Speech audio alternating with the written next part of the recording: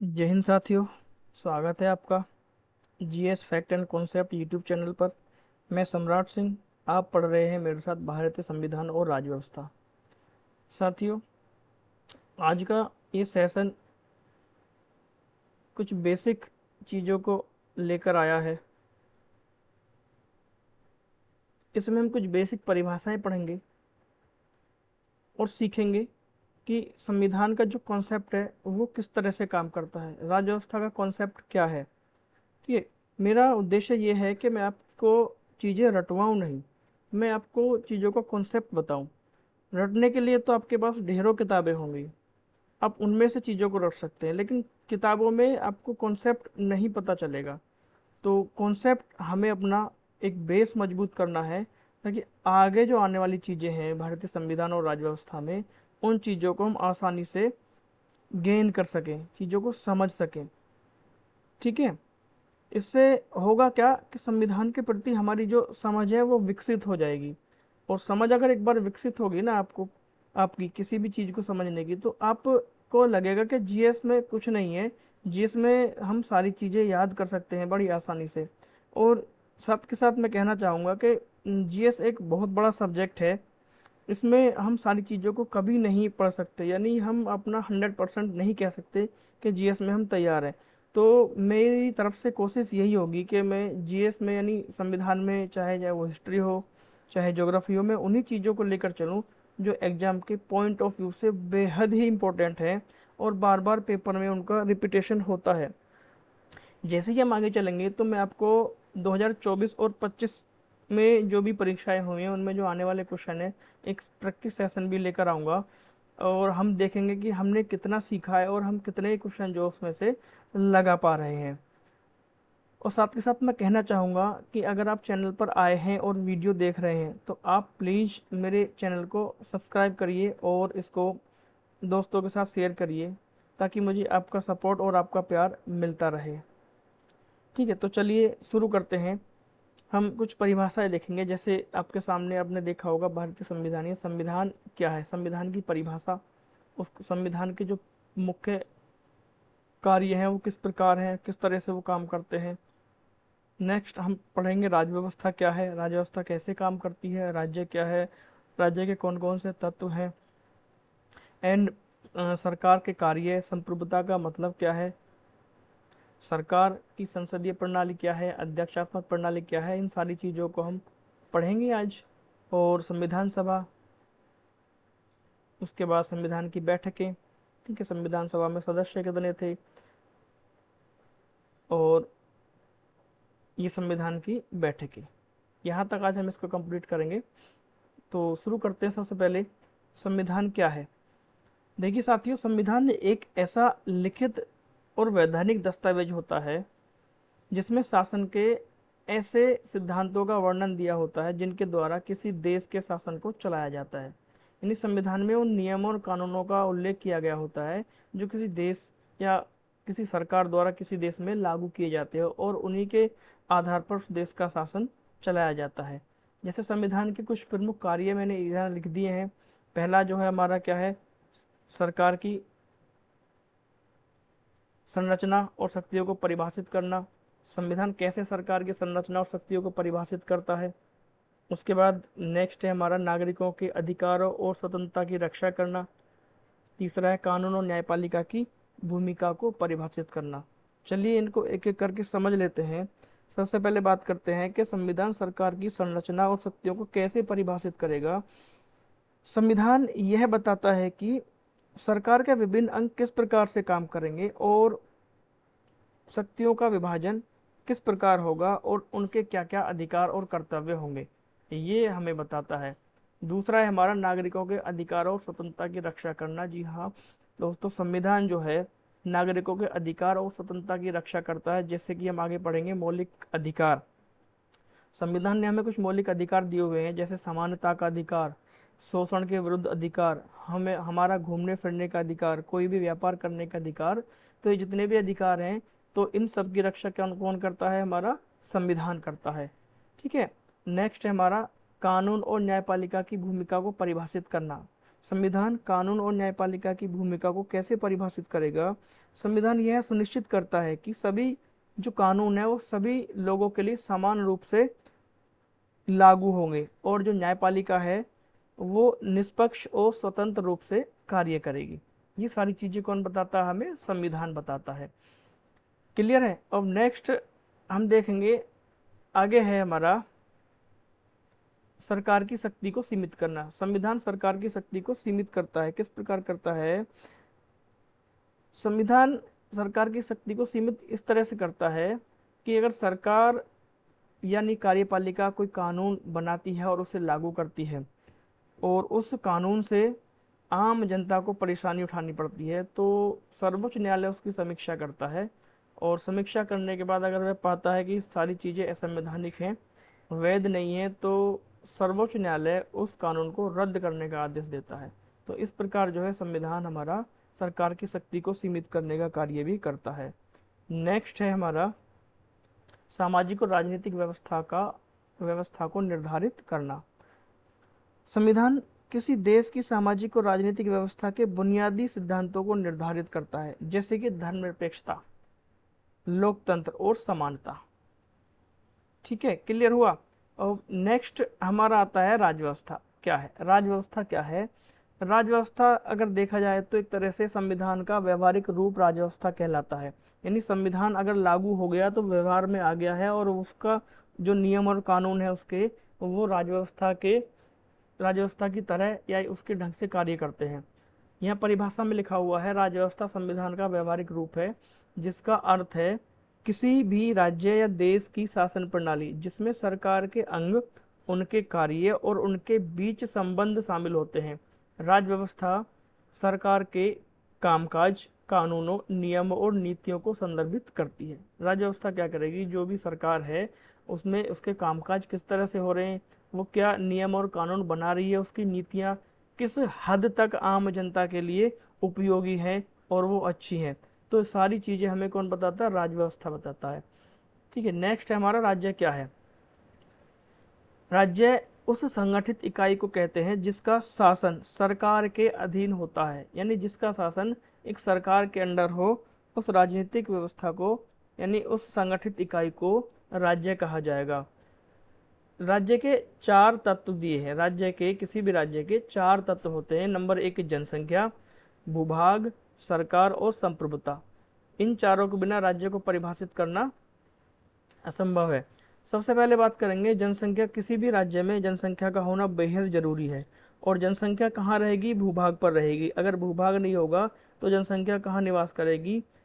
ठीक है, नेक्स्ट उसके बाद अगर जनसंख्या और भूभाग दोनों हैं तो जनसंख्या को चलाने, उनके लिए नौकरी, टैक्स लगाना, कानून व्यवस्था बनाने के लिए किसकी आवश्यकता पड़ेगी हमें साथियों? सरकार की। सरकार होगी तभी तो ये सारी चीज़ें अच्छे से काम करेंगी। उसके बाद संप्रभुता। ठीक है, संप्रभुता।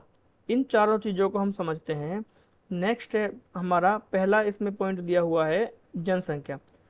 राज्य में रहने वाले लोगों का समुदाय जनसंख्या कहलाता है। राज्य में जितने भी लोग रह रहे हैं उनका समुदाय जनसंख्या को परिभाषित करता है।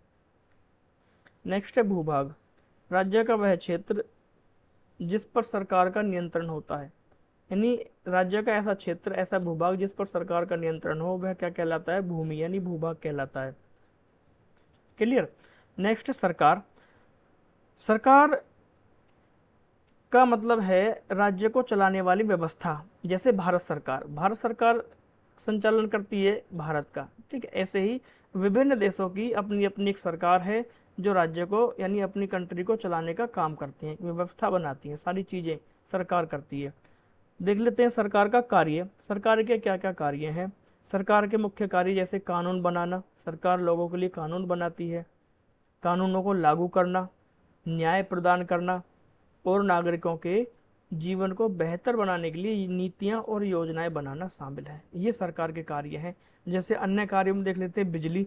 जैसे बिजली अगर चाहिए, बिजली की आपूर्ति कौन करेगा? तो गवर्नमेंट करेगी बिजली की आपूर्ति। ठीक है, पानी की आपूर्ति कौन करेगी? गवर्नमेंट करेगी। जैसे आप देखते हैं दिल्ली में पानी की बड़ी दिक्कत हो रही है, तो उसमें जो है गवर्नमेंट उस पर कुछ निर्णय लेना चाहिए गवर्नमेंट को। नेक्स्ट है हमारा अस्पताल। अस्पतालों की अगर आवश्यकता है तो गवर्नमेंट उनका निर्माण करेगी। सरकारी अस्पतालों का, ऐसे सरकारी प्राइमरी स्कूल हैं। तो इन सब चीज़ों पर निर्णय लेने के लिए हमें किसकी आवश्यकता पड़ती है? सरकार की। ये सरकार के कार्य हैं। आगे बात करते हैं संप्रभुता की। संप्रभुता क्या है? संप्रभुता का मतलब होता है सर्वोच्च शक्ति। संप्रभुता सर्वोच्च शक्ति को दर्शाती है, यानी इसको हम बाद में पढ़ेंगे, पहले हम इसको देख लेते हैं। जो हाईलाइट किया हुआ है इससे क्या होगा, आपकी समझ में चीज़ें अच्छे से आ जाएंगी, यानी ये इसकी परिभाषा जो है समझ में आ जाएगी। देखो, संप्रभुता का मतलब होता है राज्य अपने आंतरिक और बाहरी मामलों में निर्णय लेने के लिए स्वतंत्र है, अर्थात वह किसी विदेशी ताकत का गुलाम नहीं है। इसका मतलब क्या है? मान लीजिए कंट्री, एक कंट्री, अपने देश को ले लेते हैं भारत। अगर भारत को किसी देश को अपने हथियार बेचने हैं या किसी देश से हथियार खरीदने हैं या कोई भी ऐसा समझौता या संधि करनी है जो उसके हक में हो, भारत सरकार के पक्ष में हो, भारत सरकार के हक में हो, तो भारत सरकार वो फैसला खुद लेती है, यानी वो किसी बाहरी देश या बाहरी किसी ताकत का गुलाम नहीं है, यानी कोई बाहरी शक्ति उस पर दबाव नहीं बना सकती। वो अपने निर्णय लेने के लिए जो है भारत सरकार स्वतंत्र है, अपने निर्णय खुद ले सकती है। तो ऐसा देश क्या कहलाता है? संप्रभुत्व कंट्री कहलाता है, जो अपने निर्णय लेने के लिए सक्षम हो। तो ये इसका अर्थ है। संप्रभुता का अर्थ है सर्वोच्च शक्ति। इसका मतलब है कि किसी राज्य या सरकार के पास अपने क्षेत्रों, लोगों पर पूर्ण और स्वतंत्र अधिकार होता है, जिसे कोई भी बाहरी शक्ति नियंत्रित नहीं कर सकती। अर्थात राज्य अपने आंतरिक और बाहरी मामलों में निर्णय लेने के लिए स्वतंत्र है, वह किसी विदेशी ताकत का गुलाम नहीं है। क्लियर हुआ? ये चीज़ यहाँ तक हमने बड़े अच्छे से समझ ली है। उम्मीद है आपको सारी चीज़ें 1 बाय 1 क्लियर हो रही होंगी। इसके बाद नेक्स्ट हम पढ़ लेते हैं लोकतांत्रिक शासन व्यवस्था। लोकतांत्रिक शासन व्यवस्था क्या है? देखिए, लोकतांत्रिक शासन प्रणाली जो है वो यहाँ पर 2 प्रकार से डिवाइड की जा सकती है। एक तो संसदीय शासन प्रणाली, जिसको हम पार्लियामेंट्री फॉर्म ऑफ गवर्नमेंट कह सकते हैं। दूसरा है हमारा अध्यक्षात्मक शासन प्रणाली, प्रेसिडेंशियल फॉर्म ऑफ गवर्नमेंट। इसको थोड़ा सा समझ लेते हैं। संसदीय शासन प्रणाली, हमारा जो देश है, हमारे देश में संसदीय प्रणाली की व्यवस्था की गई है। इसको समझते हैं आखिर है क्या। संसदीय प्रणाली में क्या होता है? राष्ट्रपति जो होता है वो कार्यपालिका का नाम मात्र का प्रमुख होता है, यानी राष्ट्रपति चुना जाएगा, राष्ट्रपति का निर्वाचन होगा, लेकिन वो नाम मात्र का ही प्रमुख होगा। वास्तविक शक्तियां प्रधानमंत्री और मंत्री परिषद में निहित होती है। संसदीय शासन प्रणाली में जो रियल जो पावर होती है वो प्रधानमंत्री के पास होती है, न कि राष्ट्रपति के पास। नेक्स्ट है मंत्री परिषद, जो है सामूहिक रूप से लोकसभा के प्रति उत्तरदायी होती है। इसका मतलब यह है कि प्रधानमंत्री सहित मंत्री परिषद में जितने भी मंत्री हैं वो लोकसभा के प्रति उत्तरदायी होंगे। जब तक लोकसभा में इनका विश्वास बना हुआ है तब तक ये अपने पद पर हैं। अगर लोकसभा इनके विरुद्ध अविश्वास प्रस्ताव पारित कर देती है और वो बहुमत के साथ सिद्ध हो जाता है तो प्रधानमंत्री सहित पूरी मंत्री परिषद को क्या करना पड़ता है? इस्तीफा देना पड़ता है। दोबारा से चुनाव होते हैं, नया प्रधानमंत्री चुना जाता है।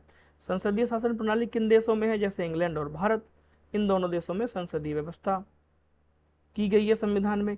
नेक्स्ट है अध्यक्षात्मक शासन प्रणाली। ये क्या है? इस व्यवस्था में कार्यपालिका का जो प्रमुख होता है, जो देश का सर्वोच्च शीर्ष नेता होता है, वो अपनी नीतियों, कार्यों तथा निर्णयों के संबंध में विधायिका से स्वतंत्र होता है। विधायिका का मतलब क्या है? यहाँ पे मंत्री परिषद से हम ले सकते हैं कि विधायिका जो है विधायिका से स्वतंत्र होता है। यानी जैसे अमेरिका, संयुक्त राज्य अमेरिका में राष्ट्रपति के पास सारी पावर होती है और राष्ट्रपति जो होता है काफी हद तक विधायिका से स्वतंत्र होता है अपनी नीतियां बनाने के विषय में। ठीक है, नीतियां, कार्य और निर्णयों के संबंध में। तो ये यूएसए में किस प्रकार की है? अध्यक्षात्मक शासन प्रणाली है। और भारत में किस प्रकार की है? संसदीय शासन प्रणाली है। संसदीय शासन प्रणाली, संसद, भारतीय संसद के 2 अंग हैं, एक तो राज्यसभा और दूसरा लोकसभा। इन सारी चीजों को बड़े आगे आराम से हम समझेंगे और हर एक चीज का कॉन्सेप्ट मैं आपको बताऊंगा। कॉन्सेप्ट अगर आपका तैयार हो जाएगा तो थ्योरेटिकल चीजें तो आपको पढ़ने की आवश्यकता नहीं है, कॉन्सेप्ट से ही सारी चीजें जो है आपकी क्लियर हो जाएंगी। तो संसद के जो है दो सदन होते हैं, राज्यसभा और लोकसभा। नेक्स्ट है हमारा, बात कर लेते हैं थोड़ा सा संविधान सभा पर। संविधान सभा किस प्रकार असेंबली ने कार्य करना शुरू किया, असेंबली की व्यवस्था कब की गई, किसके द्वारा हुई और क्या क्या प्रोसेस से उन्हें गुजरना पड़ा। सबसे पहली बात करते हैं, संविधान सभा का विचार व्यवहारिक रूप से सबसे पहले अमेरिका और फ्रांस में अपनाया गया था। व्यवहार में सबसे पहले इस विचार को कहाँ लाया गया, अमेरिका और फ्रांस में। ये सारे हमारे फैक्ट हैं, ये फैक्चुअल चीज़ें हैं, और यहाँ जो हमने पढ़ी है ये कॉन्सेप्चुअल चीज़ें थी, ठीक है। तो यहाँ पे ये सारे फैक्ट हैं और ये सारे एग्जाम के आए हुए क्वेश्चन हैं, इनको हमें याद रखना है। नेक्स्ट है हमारा, भारत की स्वतंत्रता के राष्ट्रीय आंदोलन के दौरान संविधान सभा का विचार सबसे पहले विचार 1934 में एम.एन. राय द्वारा रखा गया। सबसे पहले ये विचार 1934 में एम.एन. राय ने रखा। नेक्स्ट, उससे पहले भी ये बात की गई थी, लेकिन वो पूरी तरह से मतलब सामने नहीं आ पाई बात। यानी 1922 में गांधी जी ने हरिजन पत्रिका के माध्यम से संविधान सभा की मांग की थी। इन्होंने पत्रिका के माध्यम से संविधान सभा की मांग की। उसके बाद भारतीय राष्ट्रीय कांग्रेस ने भी 1935 में आधिकारिक तौर पर अगर पूछे कोई, आधिकारिक तौर पर सबसे पहले संविधान सभा की मांग किसने की, तो भारतीय राष्ट्रीय कांग्रेस ने की थी। कब, वर्ष 1935 में। नेक्स्ट है, 1946 में कैबिनेट मिशन योजना के तहत संविधान सभा का गठन हुआ था, जिसका उद्देश्य भारत के लिए एक संविधान का मसौदा तैयार करना था। यानी भारत के लिए एक प्रारूप, भारत ये संविधान के लिए एक प्रारूप तैयार करने का काम किसको दिया गया था, कैबिनेट मिशन को। यहाँ कैबिनेट मिशन में 3 सदस्य आए थे।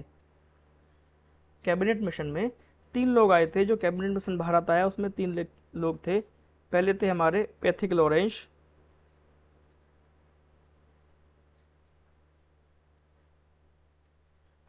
उसके बाद थे हमारे A.V. अलेक्जेंडर, शॉर्ट में लिख रहा हूँ A.V. अलेक्जेंडर, और यहाँ थे Stafford Cripps.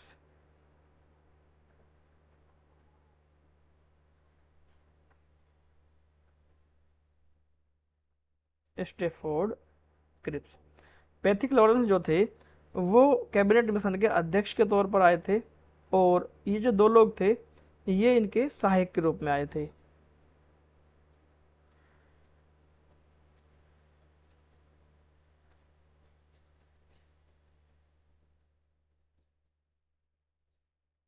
Pethick Lawrence.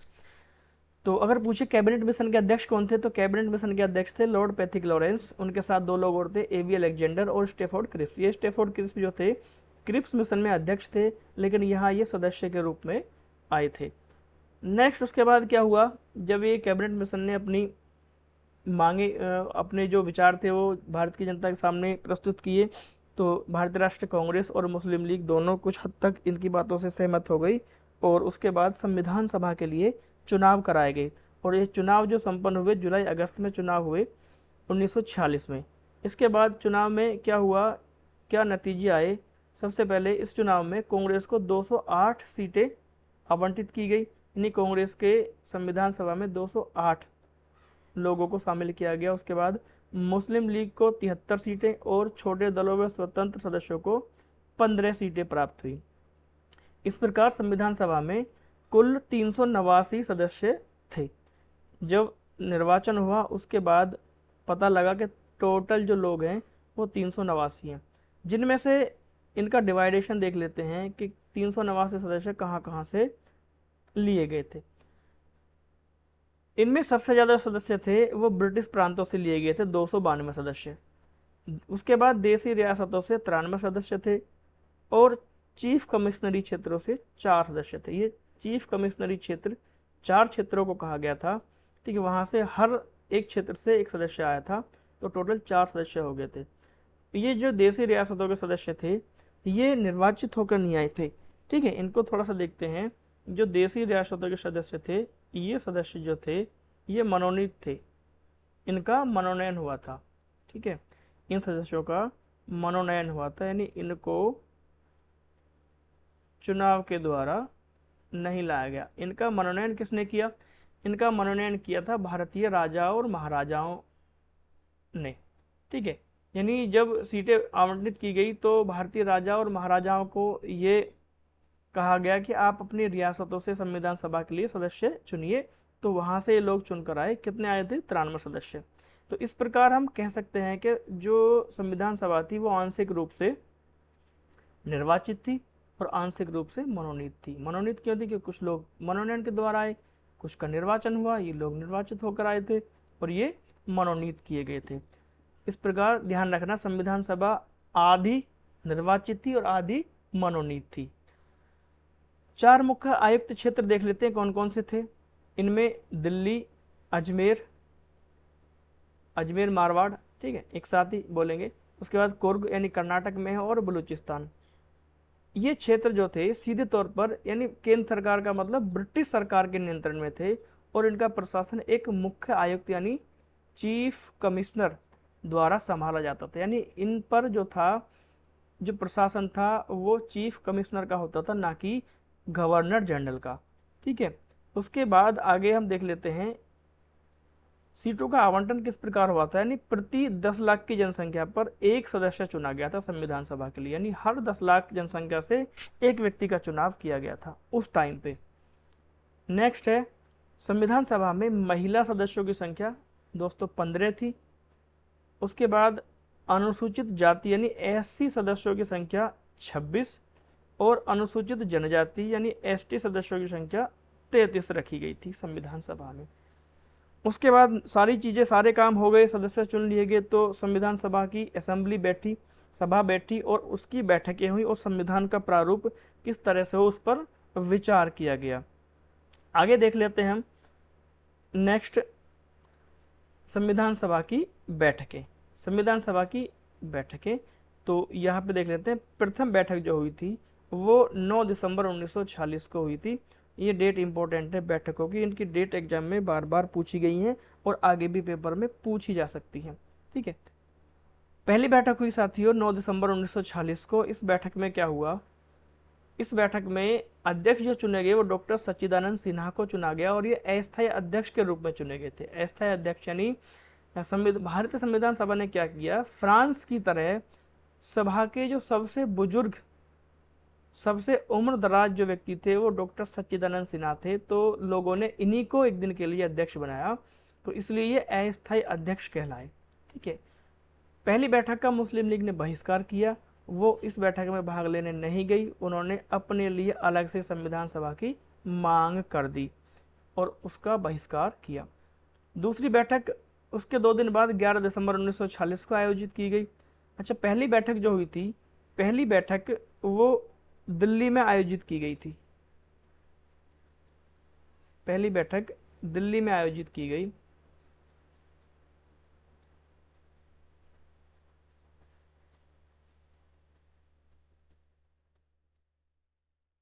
Delhi में आयोजित की गई, एक पुस्तकालय था कौंसिल चैम्बर नाम से, वहां पर यह बैठक आयोजित की गई। दूसरी बैठक 11 दिसंबर 1946 को आयोजित हुई। इसके जो अध्यक्ष थे वो डॉक्टर राजेंद्र प्रसाद को चुना गया और ये स्थायी अध्यक्ष के रूप में नामांकित हुए। इस बैठक में उपाध्यक्ष भी चुना गया संविधान सभा का, जिनका नाम था एच.सी. मुखर्जी। संवैधानिक सलाहकार थे सर बी.एन. राव। ठीक है साथियों, उसके बाद तीसरी बैठक 13 दिसंबर 1946 को आयोजित हुई।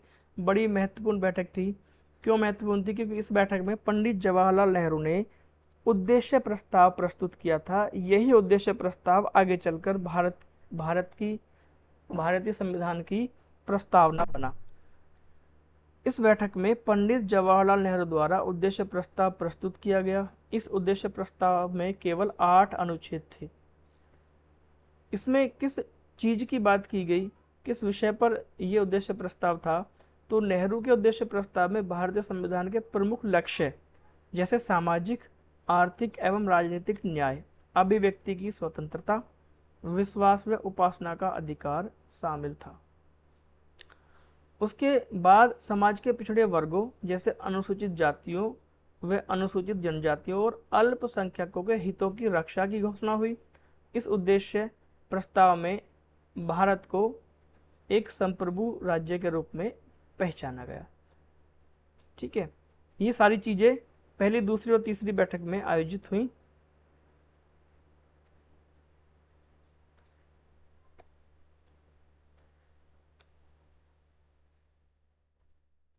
ठीक है, उम्मीद है आपको आज की चीज़ें आसानी से समझ में आई होंगी और हमारा जो कॉन्सेप्ट है वो थोड़ा क्लियर हुआ होगा। ठीक है, नेक्स्ट जो है आगे की चीज़ें हम अगली वीडियो में कवर करेंगे। तब तक के लिए साथियों धन्यवाद।